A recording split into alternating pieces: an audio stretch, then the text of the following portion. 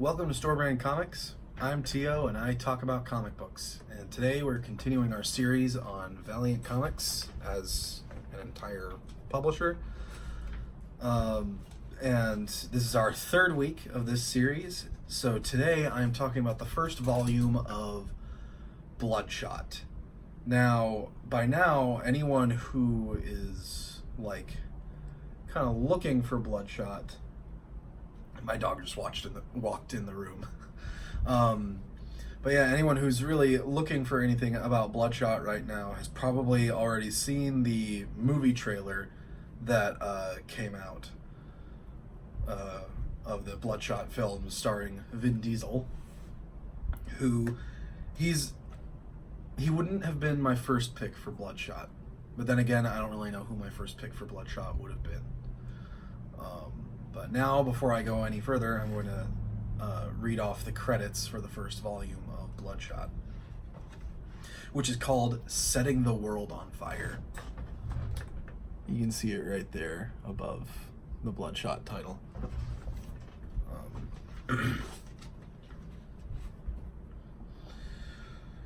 So, the whole book is written by Dwayne Swierczynski or Swierczynski. I'm not 100% sure how to pronounce it. I'm going to be pronouncing it Swierczynski. So Dwayne Swierczynski,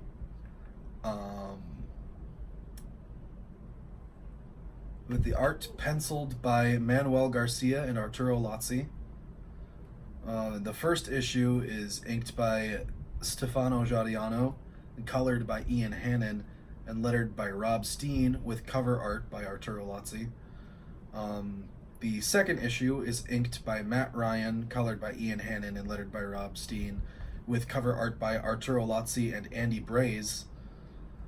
The third issue is inked by Matt Ryan, colored by Ian Hannon, and lettered by Rob Steen, with cover art by Asad Ribic. And the fourth issue is inked by Matt Ryan and Arturo Lozzi, colored by Ian Hannon and Moose Bauman, and lettered by Rob Steen, with cover art by Arturo Lozzi with Matt Mila. The assistant editor for the first three issues is Josh Johns. The associate editor for all four issues is Jody LaHoop, and the executive editor for all four issues is Warren Simons. And also, let's see here. Oh, yep. The gallery art in the back also features alternate issue covers by Miko Swayan, Asad Ribic, David Aha, Louis LaRosa, Andy Braze, and Arturo Lozzi. And the collection cover art is by Arturo Lozzi, because this is the cover to the first issue. So this is what it looks like. This is a really, I really like this cover personally. Because this guy on the cover right here, this is Bloodshot. So, yeah, he's very much front and center on this. So Bloodshot is one of Valiant's most popular characters, and it makes sense just in terms of popularity that he would be the first one of Valiant's characters to get a movie. When they first announced the Bloodshot movie, like last year, or it was a little while ago, I was actually a little bit surprised that they didn't decide to start with Exo Manowar. But then when they, went on to announce that it was a part of a cinematic universe they were starting, along the same lines as Marvel, and they also had plans for a Harbinger movie and like a crossover between Bloodshot and Harbinger, then it started to make a little bit more sense. Because Bloodshot, in a lot of ways, especially early on, is kind of the other half of Harbinger to a certain extent. Like it's the other side of some of the ideas that Harbinger introduces. So for anyone who has seen my Harbinger video or has read the Harbinger series themselves, you're well aware of the Psyots and the people with psychic abilities, and characters like Toyo Harada, who he gathers Psyots together to train them how to use their powers. And you might also remember mention of an organization called Project Rising Spirit, and that they also track down Psiots. But in Harbinger, their exact purposes were kind of unknown. Well, Bloodshot presents some of the things that Project Rising Spirit does in a little more detail. Bloodshot himself being a product of Project Rising Spirit. He is a super soldier with nanites in his blood, which nanites, for anyone who might not know, they're teeny tiny, itty bitty little microscopic robots, basically. There's actually a description of them at the beginning of this book. They are robots the size of a nanometer or smaller.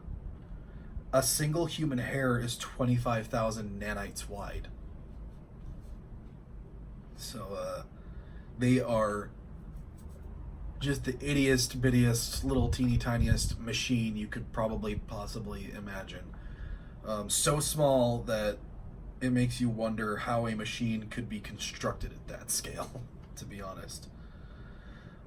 But the book also covers like the countless medical applications that they have, the military applications, as well as like the possible dangers.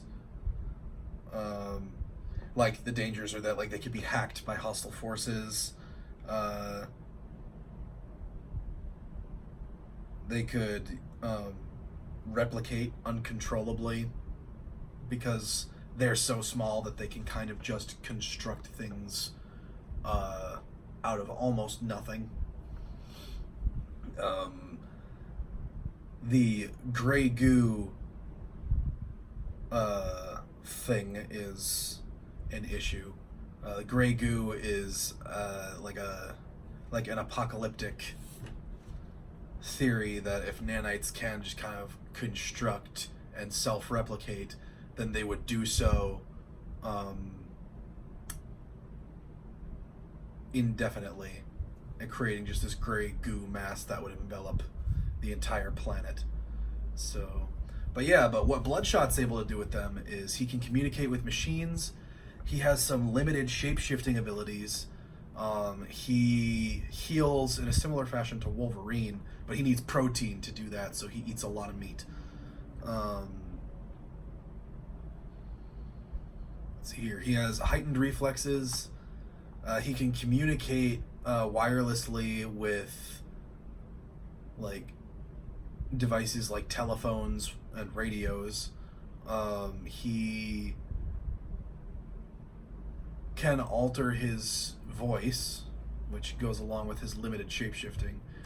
He can extend his vision into like the infrared spectrum.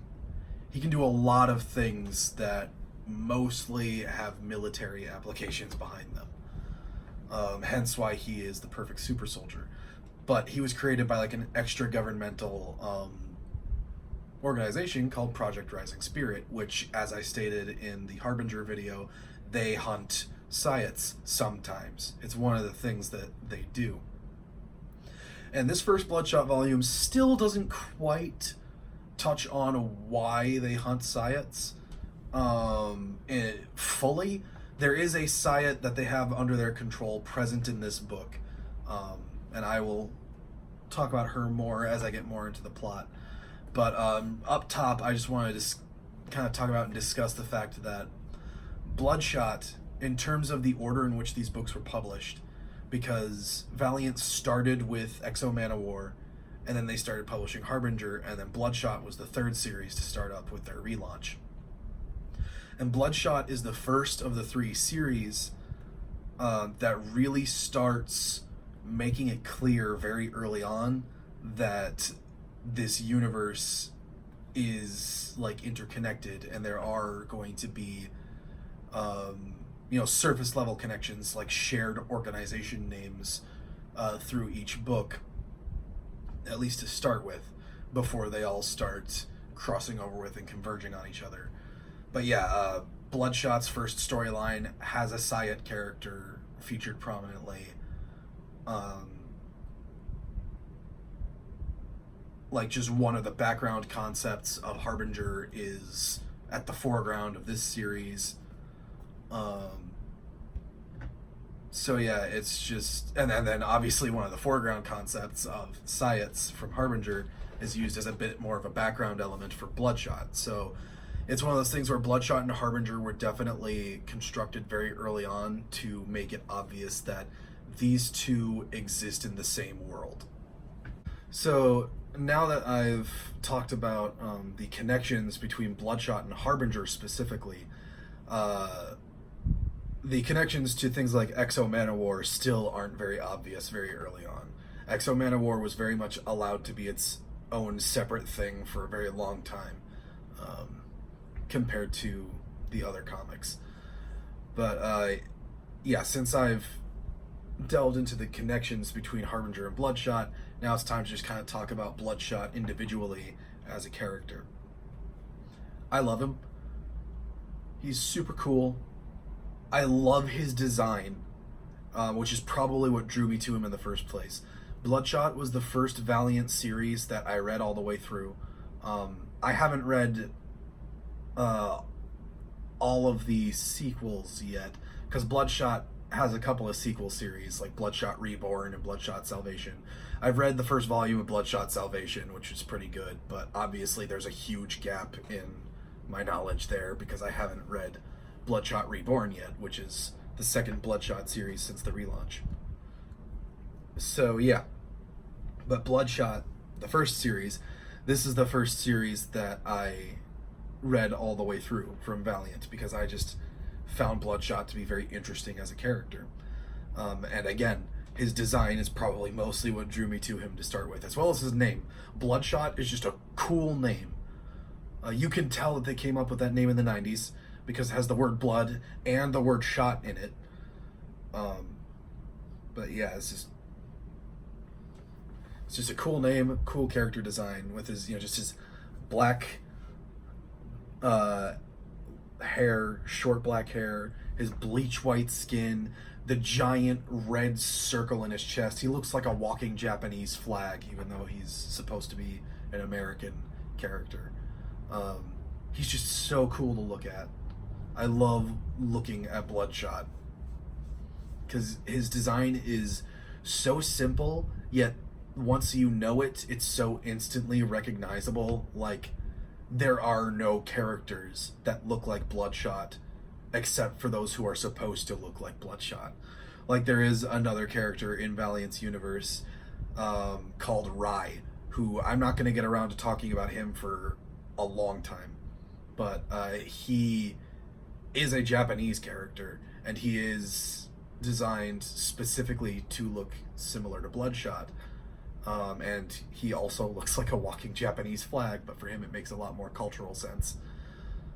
So this character, Bloodshot, he is definitely a character who has a hefty presence and impact on Valiant's universe overall.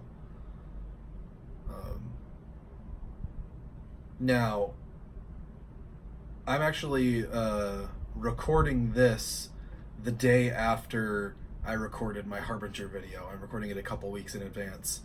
And it is the day after the Bloodshot movie trailer came out. And the funny thing is, right after I recorded most of that Harbinger video, I slammed straight through this book in about 45 minutes. Like, that very same morning. It's crazy how fast this first volume reads, because it's so action-oriented in comparison to the other two books. And its plot, while complicated, mostly just kind of gets going in this book. So it doesn't really bother itself with a great many details. Like, this Bloodshot book is very much like the Exo Manowar book, where it just kind of hits about one major plot point per issue, and then gets rolling. And unlike Exo Man of War, where for like the first half of that book, a good chunk of the in-between stuff for major plot elements consisted of the characters kind of sitting and waiting and discussing, and then in the second half of it, it was fighting and yelling and killing. With Bloodshot, anything that isn't specifically meant to progress the plot is action in this volume. So it reads very quickly. I mentioned earlier that there is a girl in this book who is a Syot. I believe she was given the code name Pulse by Project Rising Spirit, but they've had her since she was a little girl. She's like a young woman now, but they had her since she was a little girl, and she's called Pulse because she has the ability to generate electromagnetic pulses that knock out anything that runs on electricity within a certain radius around her, which means that her power is essentially tailor-made for confronting Bloodshot, because his power is entirely robot-based, teeny tiny blood robot-based.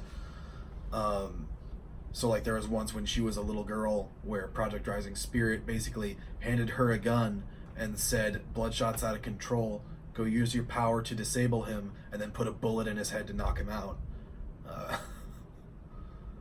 So that was like a traumatic experience for her as a young girl. And then the older she got, the more they had to restrain her, until eventually she's like mostly tied up and sedated. And they keep her on a leash with like a trigger on the end of it, where if whoever's holding that leash pushes the button on the trigger, then it gives her an instant embolism and kills her on the spot.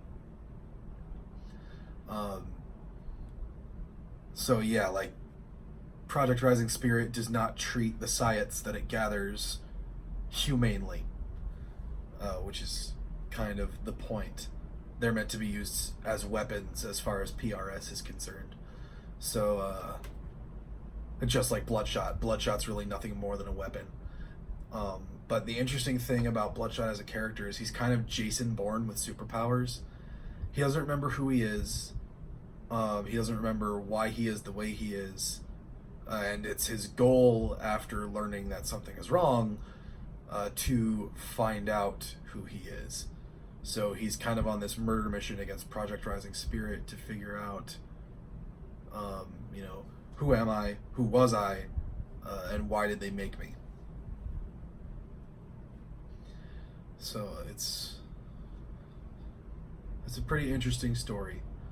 It's one that's done a lot in comic books, but I feel like it's done well enough with Bloodshot, at least to start with.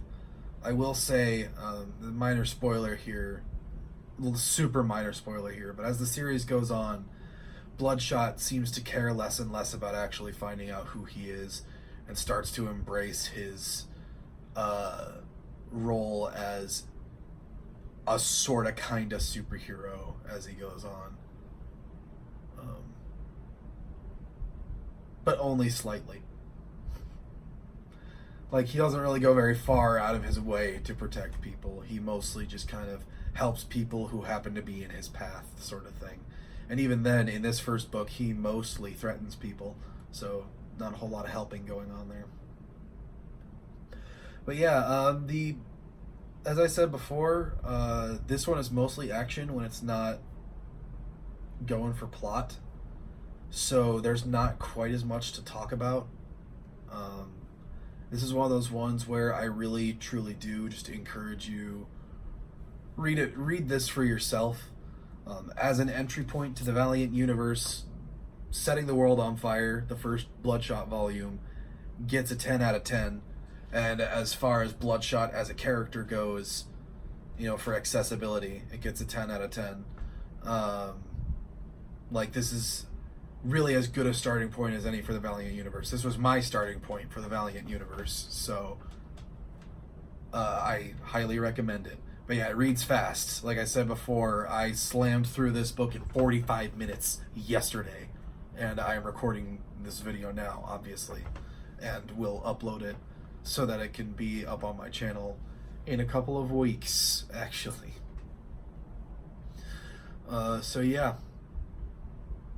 this is a good one. I recommend reading it if you like a good like sci-fi action sort of superhero story. If you like the Amnesia storyline, this is another good one. Um,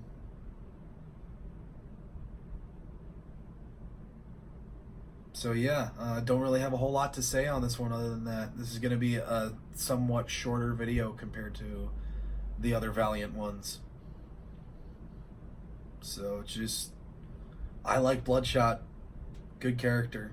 Um, I was gonna say I could dig into the themes more, but that's something that's better done later on.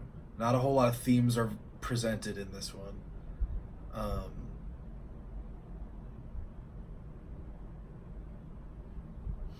as far as just establishing the character, setting him up in this world, and uh, basically setting up the plot moving forward, as well as Bloodshot's supporting characters that he starts with. Because Bloodshot, more than any of the other Valiant series, has a rotating supporting cast. But he's very much a guy who just kind of goes through supporting characters quickly, I guess. Bloodshot's very much a lone sort of guy. Uh, but yeah, other than that, like, this is a good one for just sort of setting up the plot for a very interesting and very fun action series. So yeah, Bloodshot setting the world on fire. Read that one. But if you enjoyed this video, and if you think that it may have directed you towards a series that you're interested in, give me a thumbs up and subscribe. Please, I'm begging you. I have a dog to feed. She's starving to death.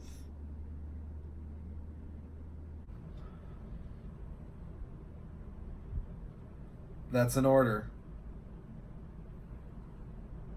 This is store brand comics. And I don't know how to end videos.